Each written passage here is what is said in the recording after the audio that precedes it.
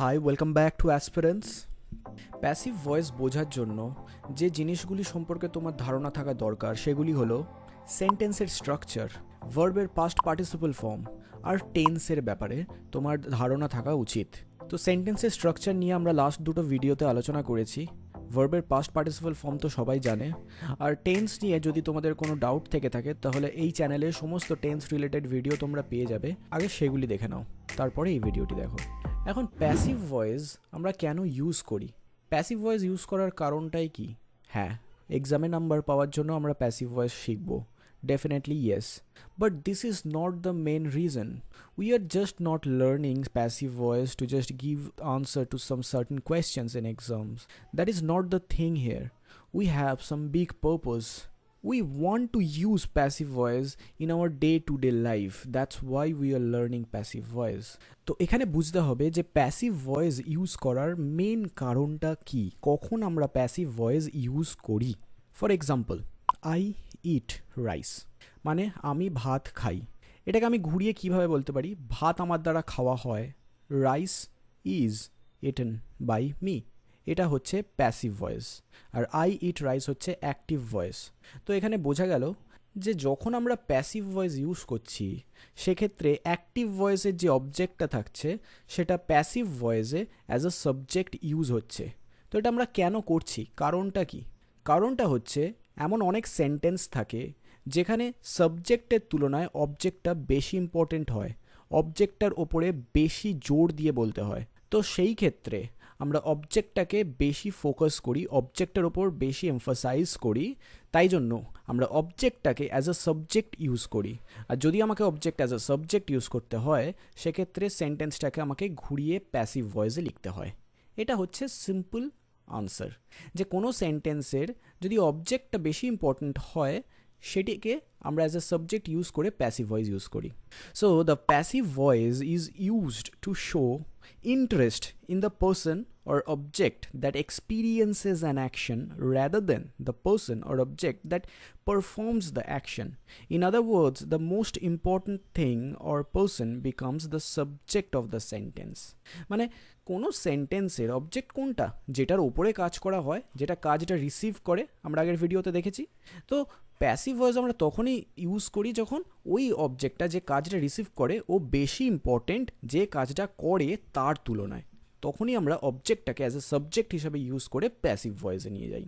ঠিক আছে, এটাই হলো কারণ। For examples, the passive voice is used frequently. Now we are interested in the passive voice, not on who uses it. তাই জন্য এখানে আমি passive voice is used frequently লিখলাম। প্যাসিভ ভয়েস মাঝে মাঝেই ইউজ করা হয়। The house was built in 1654। Now এখানে হাউসটাকে অ্যাজ এ প্যাসিভ ভয়েসের সাবজেক্ট হিসেবে ইউজ করলাম কেন? Because we are interested in the house, not in who built it. তাই এখানে আমরা এটাকে প্যাসিভ ভয়েস ইউজ করলাম। বাড়িটি 1654 খ্রিস্টাব্দে তৈরি করা হয়েছিল। The road is being repaired. Now এখানে রোডটা অ্যাজ এ সাবজেক্ট ইউজ হয়েছে, এটার ওপর বেশি ফোকাস করা হয়েছে। কারা রোডটা তৈরি করেছে সেটাকে আমরা ধরিনি। We are interested in the road, not in the people who are repairing it. Sometimes active voices subject is unknown, obvious, but not important. Now sometimes we use the passive voice because we don't know or do not want to express who performed the action. মানে কিছু সময় থাকে যখন আমরা জানি না বা আমরা বলতে চাই না যে কে কাজটা করেছিল, কাজটা কার ওপর করা হয়েছিল, তখন সেটা আমাদের কাছে বেশি ইম্পর্ট্যান্ট হয়ে ওঠে। For example, all the cookies have been eaten. Now the cookies have been eaten. This is important. Eaten by whom? That is not important here. Cookies যে খাওয়া হয়ে গিয়েছে সেটা এখানে দরকারি, কার দ্বারা খাওয়া হয়েছে সেটা দরকারি না। My car has been stolen. Now here, who stole the car? That is not important. The important thing is that my car has been stolen. The flowers were delivered on time. ফুলগুলি টাইমে delivery করা হয়েছিল। এখানে কে ফুলগুলি টাইমে deliver করেছিল that is not important, but important thing এটা যে ফুলগুলো টাইমে ডেলিভারি করা হয়েছিল, তাই জন্য আমরা ফুলগুলোর ওপর বেশি ফোকাস করলাম, তাই এটাকে অ্যাজ এ প্যাসিভ ভয়েস লিখলাম। The roads will be fixed quickly, রাস্তাগুলি তাড়াতাড়ি ঠিক করা হবে। এখানে কারা ঠিক করবে that is not important for us, যে ইম্পর্টেন্ট থিংটা হচ্ছে সেটা হচ্ছে রাস্তাটা তাড়াতাড়ি ঠিক করা হবে। The airplane was invented in early 20th century.